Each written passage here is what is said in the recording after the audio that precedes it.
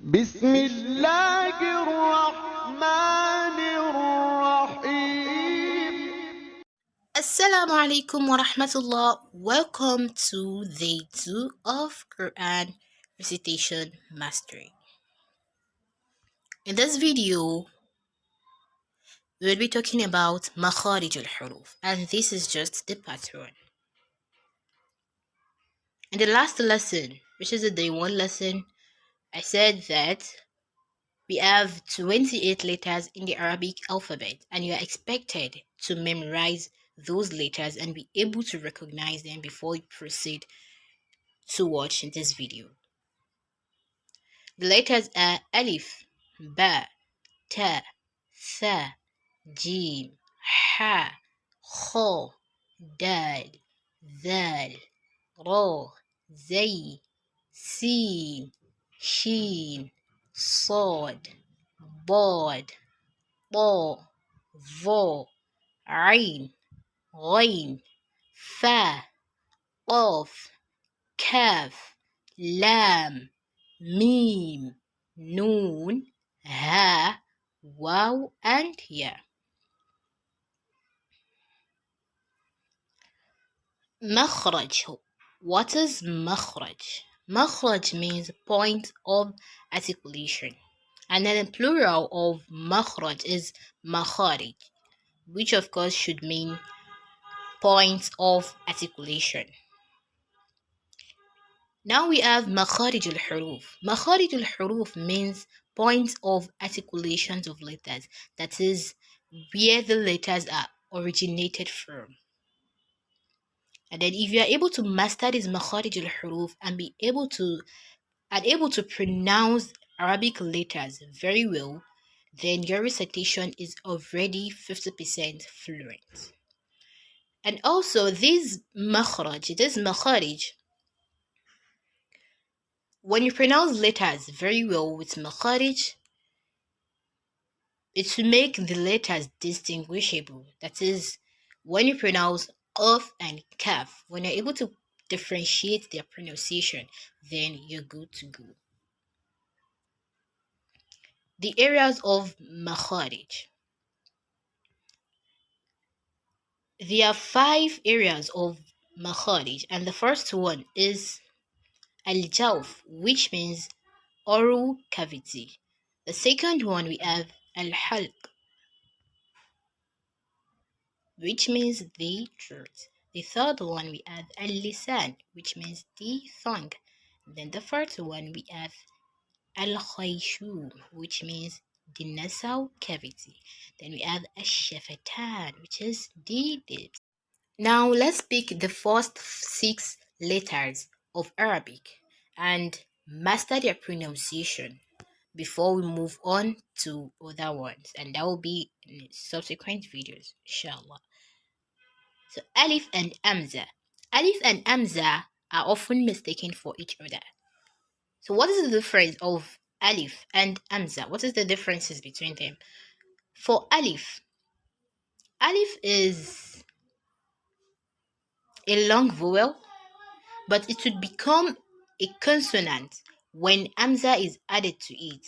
And in most cases, Amza is always added to Alif when there is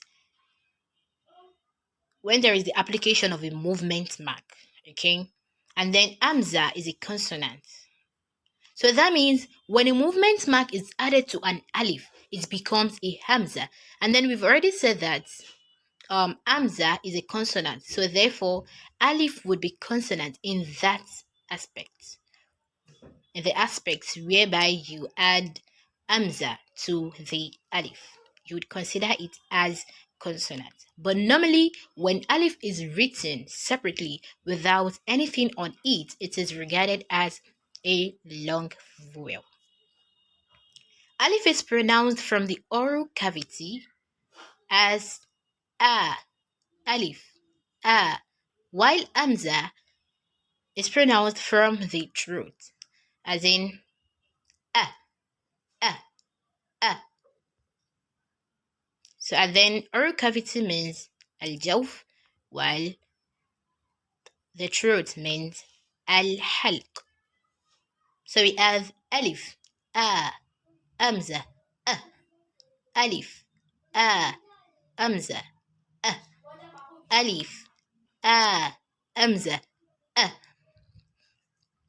The pronunciation of alif is similar to that of letter A in English, and the example of that is ant, allow, apple, and above. Make sure you practice this very well before you move on to the next letter, which is ba. Ba is regarded as a consonant. Ba is a consonant, and then it is pronounced from the lips. I made a mistake there. It is pronounced from the lips. And then we said the lips means ash-shafatain. That is the upper and the lower lips. So when you're pronouncing ba, both the upper and the lower lips would meet each other. That is ba, ba. Just the way you pronounce letter B in English, as in bag, bat, bottle, then big. So ba, ba, ba. Your upper lip must touch your lower lips when you're pronouncing ba. And the next letter we have ta. Ta is also regarded as a consonant. It is pronounced from the tongue. That means the point of articulation of ta is al-lisan. Al-lisan means tongue. Then it is characterized by the tip of the tongue meeting the tip of the top front teeth. Now, when you're pronouncing ta, ta is pronounced as ta, ta. Your lips must not come out, and then your upper and lower front tooth must touch each other, as in ta, ta. It is quite similar, but not really similar to the pronunciation of letter T in English.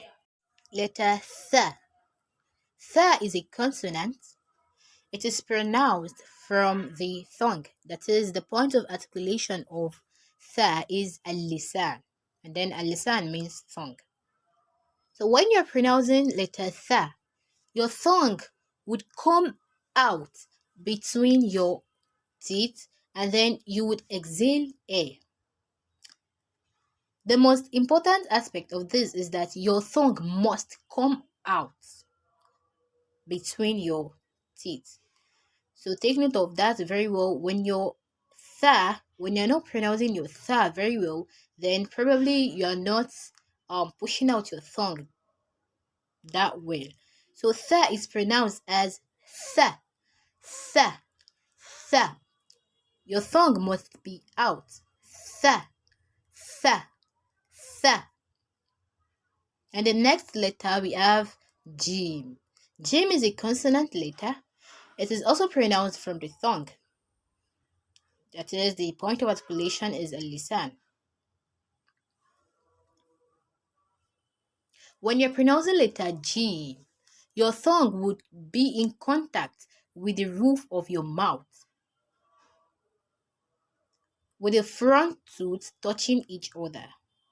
I mean, the upper and the lower tooths, the upper and the lower front tooth must touch each other.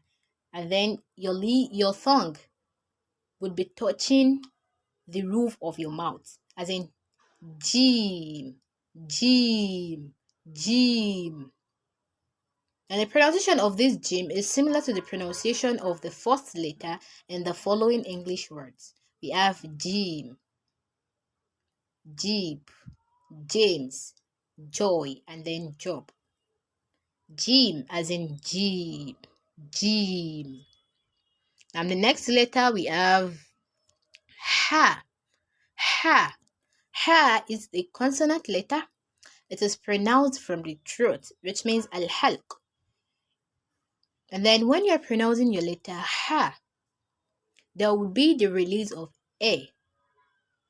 But note this, that Ha being a throat letter, the sound comes from the middle of the throat, but above your chest, as in Ha, Ha, ha, ha.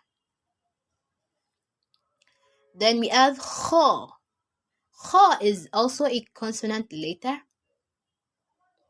It is pronounced from the throat. And the throat means al-halq. That means the point of articulation of kha is al-halq.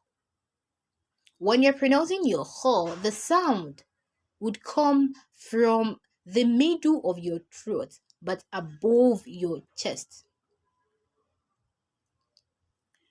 Now, to get this very right, the sound you pronounce when you say kha is the same as the sound you make whenever you want to release phlegm, as in kha, kha, kha. And then it is quite similar to KH, but not really similar, just quite similar to KH in English. Now, the exercises. The first exercise is that you have to find someone, probably your teacher, and then pronounce the Arabic letters Alif to Kha to Im or A, and then make sure he or she corrects you, and then make sure you also repeat it multiple times so you will be sure you have no mistake. The second exercise you have is you should open your Mus'haf, your Qur'an, and then check all these letters, letter Alif to Kha, and try pronouncing words that starts with them or in between them, or when you find Kha in between a word or at the end of the word, at the beginning, anyhow. Make sure you try pronouncing them, and by then, inshallah, you'll be able to pronounce it perfectly. Make sure you like this video, comment, and then share to your friends. And if you haven't subscribed to this channel, make sure you subscribe. See you in the next lesson. Assalamu alaikum wa rahmatullah.